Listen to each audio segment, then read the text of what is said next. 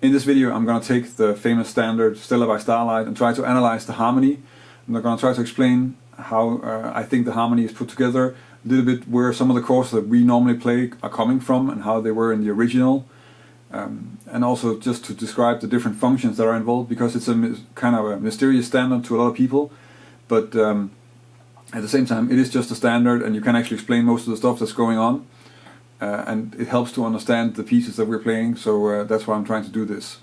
So my setup in making this video is a little bit improvised, and I don't normally do this thing with screencasting, and I hope you'll bear with me. I just sort of improvised together a setup with Photoshop, and I'm not entirely sure how it works, but we'll just give it a try, and then I'll try to go over the song. So I think the first thing we should look at is, because Stella by Starlight is a standard, so it's in a key. So if you look at the music here, then the key signature is of course B flat or G minor, and the last chord is a B flat major 7. So even though the melody doesn't actually end on a B flat, it's one of the few songs that doesn't do that.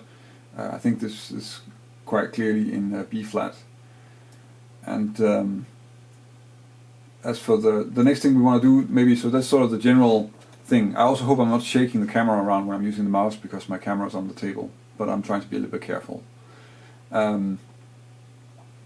So we have the key, now we need to look at the form, and to me it is kind of an AABA, or it's not strictly an AABA because it doesn't have a clear AABA structure. Actually it doesn't really repeat itself at all, but it is vaguely so, in the sense that I think mostly it has like a beginning statement. So if you listen to the song, like the melody in the, and this goes on and it's developed, and there's more happening for the first 16 bars of the song, and then from there it gets into something which I would consider a bridge. To me it sounds like a bridge when we get to,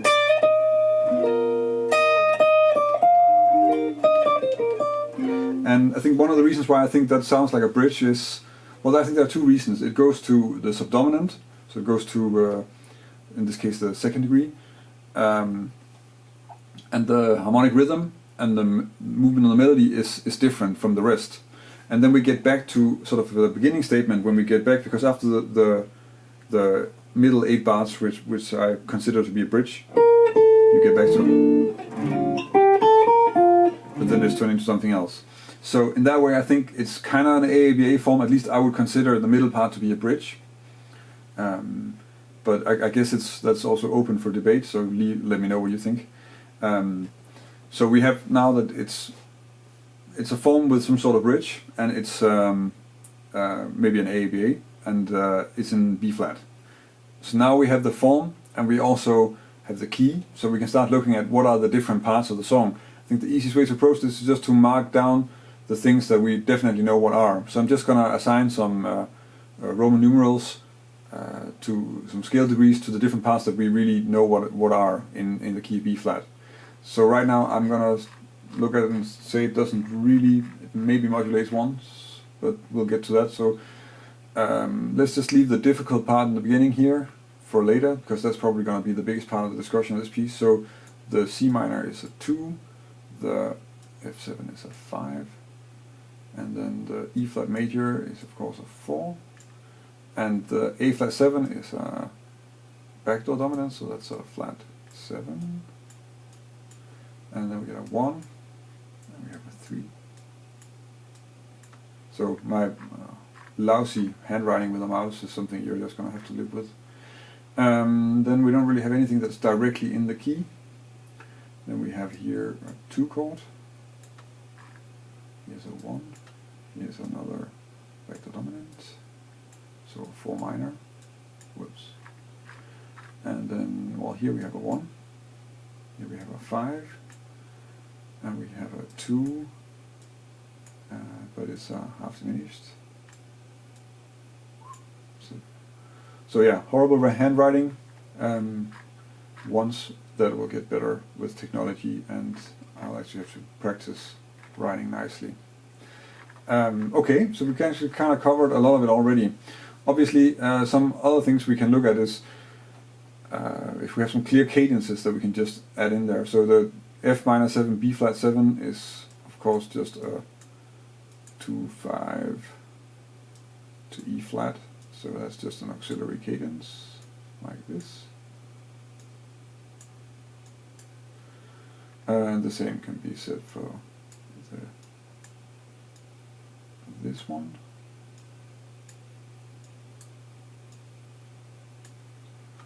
And of course the G7 is also just an auxiliary dominant.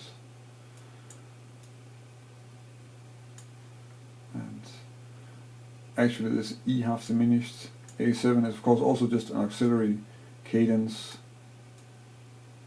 to the D7, but it's then skipping ahead.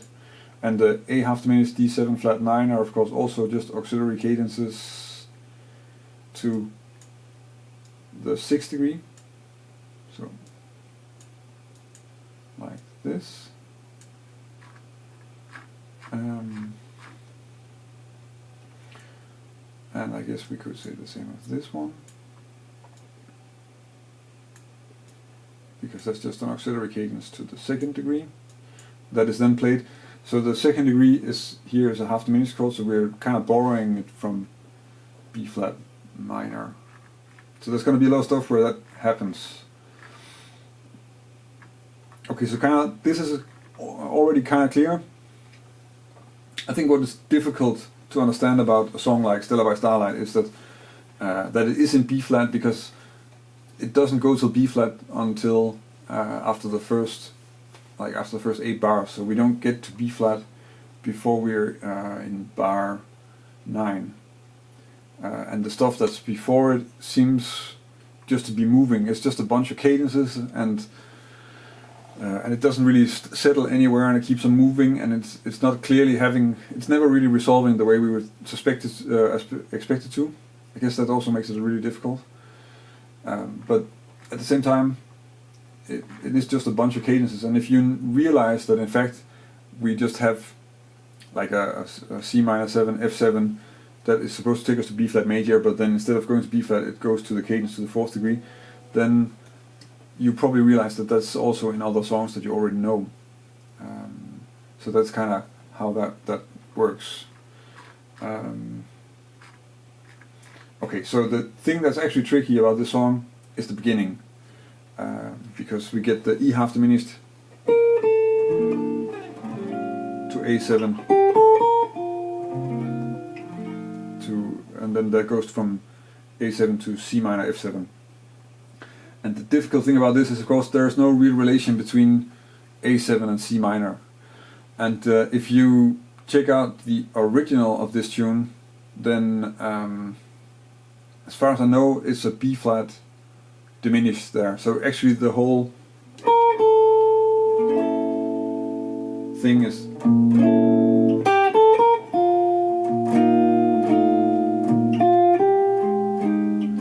play that with like a B flat pedal, and then you would have something that's closer to how it's originally written. So in that respect, the E minor 7 flat 5 to A7 is actually a reharmonization of a diminished chord, and it's a reharmonization of an E diminished, which is like a sharp 4 diminished in the key of B flat. And if you know more standards, I think you're gonna realize that you actually see that more often. So if you know a song like I Remember You, where you get the so that's an F. So you kind of actually have the same cadence in the 2nd bar and the same melody note also. So this is on the 7th of the scale. I Remember You is an F, and that's what's happening here. 7th is harmonized with a sharp 4 sound, and then we turn that into a 2-5-1, or well 2-5 at least. So that's kind of how that works. So it's a little bit like a C sharp diminished to, or a C sharp, in fact a D flat diminished to C minor. Also something that you'll come across more often. So that is kind of how that works. And you just play it. I mean, if you look at the E half diminished A7, that's just a cadence in D minor. So that's also how you play it. And then the easiest way to sort of get it to sound good is probably to play the A7 with lines that are like naturally that will resolve to a D or maybe to an F, And the melody note is of course also an F on the C minor. So if you aim for those notes and then just get used to how that sounds,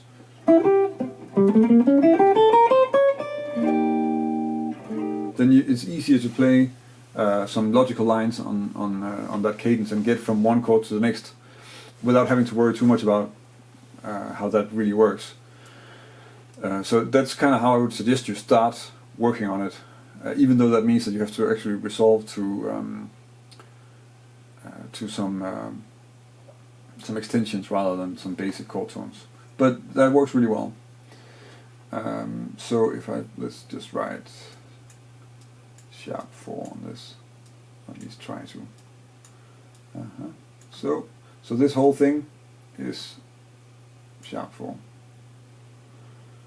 And of course it's the same when we go down to the second time, so that's also sharp 4. And sharp 4 is actually something that you're gonna come across very often like this, and it's also often used for modulations. So you have a lot of songs that move up to the major third in a major key. So if you have so in this case, if it was a song in B flat that would go to D major, then that happens using the sharp 4 as a cadence and then going to the new tonic. If you check out a song like I'm Old Fashioned, does that, or I Love You from Cole Porter. So much for that. So the only thing we didn't talk about now, I mean actually because I just quickly went over the different parts of the song, in the sense that if it's a cadence or something, I mean we have this mysterious beginning. Maybe let's just see if we can just cover it, that's probably better. So we have the sharp 4 thing going on. Now I'm playing just as a diminished chord. Then we just get a 2/3 1, and then instead of going to B flat like could have gone to, we actually go directly to the F minor, so we just get directly into the cadence to the 4th degree. Okay, the normal thing with 4th degree is we need to go, in this case also we need to move on to back to the 1. So one way to do that is to use the 4 minor, so, and then we're back. And then the melody on the 1 is kind of funny because it actually starts with this suspension, so it has the 4th note in the chord, and then we get cadence to D minor. Then the part that we didn't talk about yet,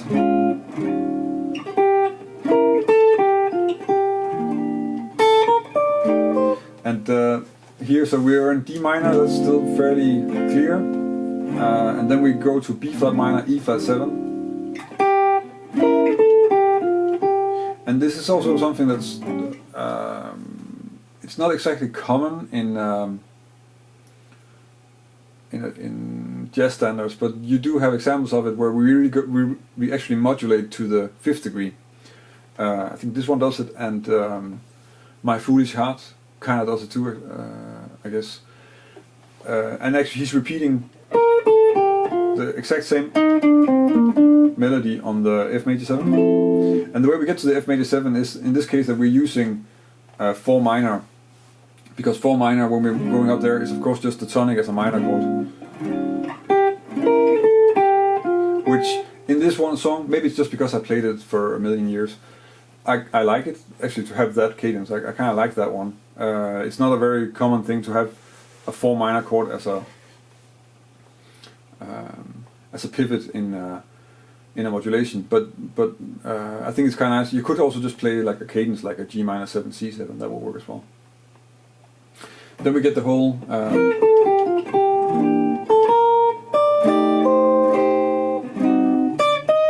so there's not too much going on because we actually end up moving back almost immediately. We're on the F major 7, and then we get the cadence to the D7, or D minor in fact. And then that's so vague, but we're actually already back from the dominant at that point. And then we get the whole cadence before the bridge, which is just a cadence to a G minor chord. Let me just scroll down a bit here. And then instead of a G minor chord, we of course get this G7.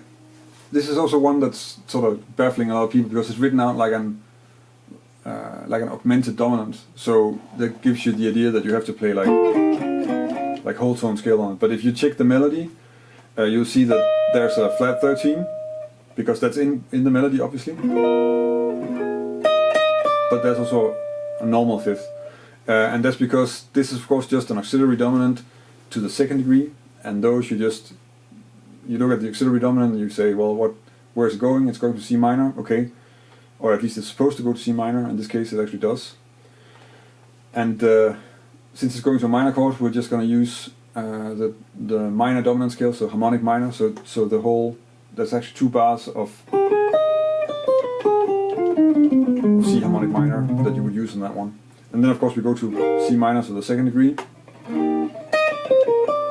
And the second degree here is not part of a 2-5, it's really just a subdominant. And as what happened early in the piece already, if you're on the subdominant, you need to go back to the tonic. And one way to do that is to go through the 4 minor chord. You could have gone to the dominant as well, but in this case it goes to 4 minor in the shape of an A flat 7. And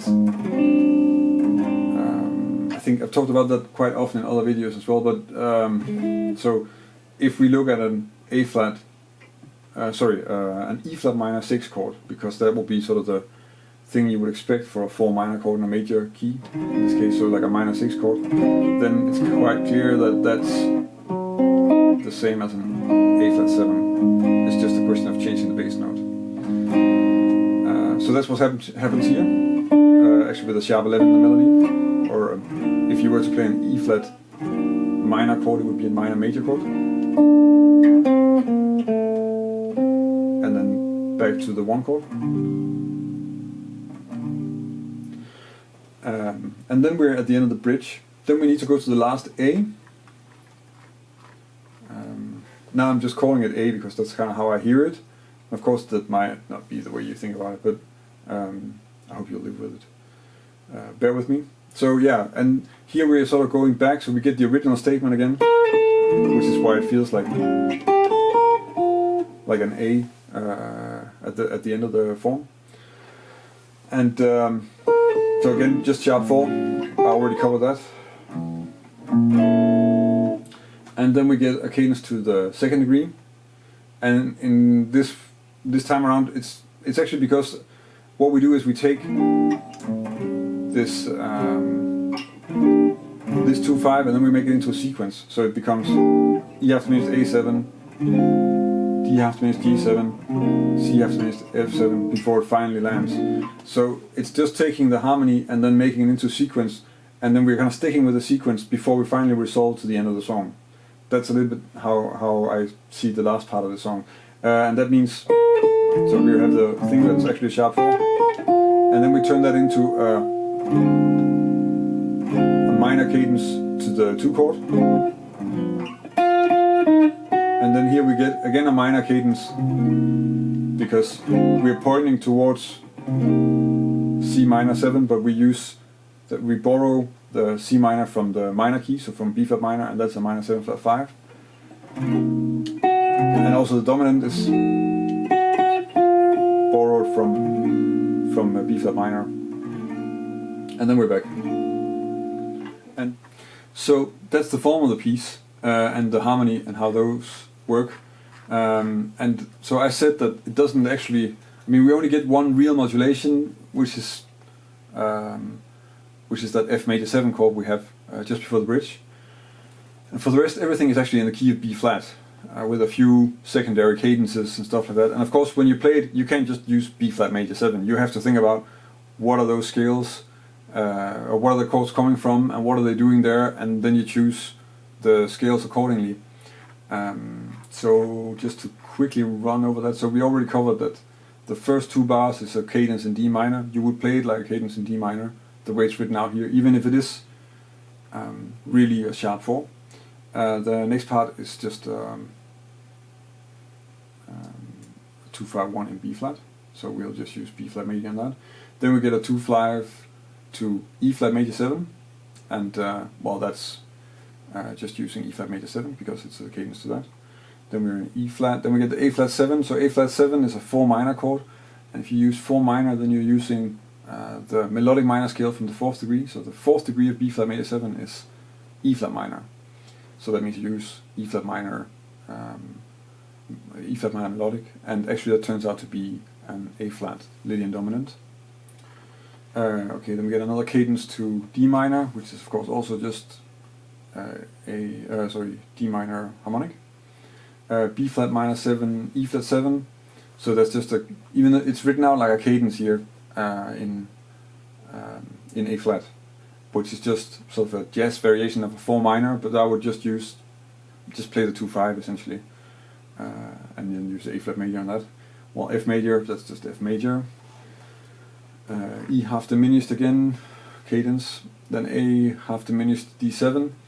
Well, that's a cadence to G minor in this key, so I would just use G minor harmonic on it. G7, C minor. The Brits I actually taught about, so G7 is harmonic minor, C harmonic minor. Then we get just B flat on the C, and then again this 4 minor is then E flat minor melodic on the A flat. Of course B flat on the B flat. And then so here again a cadence in D minor, so D minor harmonic. Then we get the cadence in C minor, so that would be C minor harmonic. And then we get the cadence, the minor cadence in B flat, so that would be B flat minor harmonic, resolving to B flat major. And that would be sort of the basic scale choices. We'll just quickly cover them. That was a short look at the harmony of Stella by Starlight. And hopefully it's just demystifying what's going on with it a bit, to use Adam Levy's term, because it's a complicated song, but that's also kind of what makes it beautiful, because it's surprising and it's interesting, and the harmony is never really moving the way you expect. So of course that makes it a little bit difficult to play on. At the same time, it's not as difficult as you might think, because there is actually like a logic to what's happening, and it's actually all just pretty much related to one key, except for a few bars, and that's also well worth being aware of, because if you understand how the song moves, then you can also just look at the piece and use that information when you're playing other pieces that have maybe similar constructions, and maybe they'll only have like one tricky thing and this one has a lot, but you'll still be able to just use that information to understand how they work. And of course that goes for this song as well. That I think I'm kind of skipping quickly above some stuff and just thinking, well, it's a minor 2-5 or it's a major 2-5, because I'm kind of expecting that if you're trying to understand this tune, then that's what you need to learn. And then, I mean, it can be a good idea if you're not so familiar with. I think like the main thing is this sharp 4 in the beginning. If you're not that familiar with that, then maybe try and check out some of the pieces I talked about that has that. So like I Remember You has it. It's actually also in Alone Together, and it's often played in what is it called? It's called Embraceable You, and It Could Happen to You has it as well. And sometimes it's also played like that at the end of There'll Never Be Another You. So there are quite a lot of examples of them, but here it's just very prominent and right at the beginning. And also I find that this piece, just as my taste, but compared to all the other Victor Young pieces, this really stands out in the way that it's just much more complicated and much more surprising. And his other pieces like Beautiful Love and Golden Earrings and those are not nearly as sophisticated in my opinion. But maybe that's just my lack of understanding, I don't know. Anyway, I hope you can use it. If you have any comments or questions, then just leave a comment on this video, and hopefully I can sort that out, or maybe somebody else will. And also if you have some stuff where you think, well, this is just nonsense, for instance my somewhat vague notion that this is actually an AABA form, because I can imagine how you might not want to agree with that. Then let me know. It's always interesting to get another point of view. If you like this video, then please like it here on YouTube, and of course if you've never seen any of my videos before, I publish a new lesson every Thursday. I also do weekly Q&As, and some of the stuff I do is as theory heavy as this is, but a lot of it is also just practical about improvising, about playing jazz guitar, learning voicings, and comping and different types of scales and chord sounds and stuff like that. So check out my channel, there might be something you like, and you can of course also subscribe if you want to keep up to date with what's going on my channel. That's about it for this week. Thank you for watching, and until next time.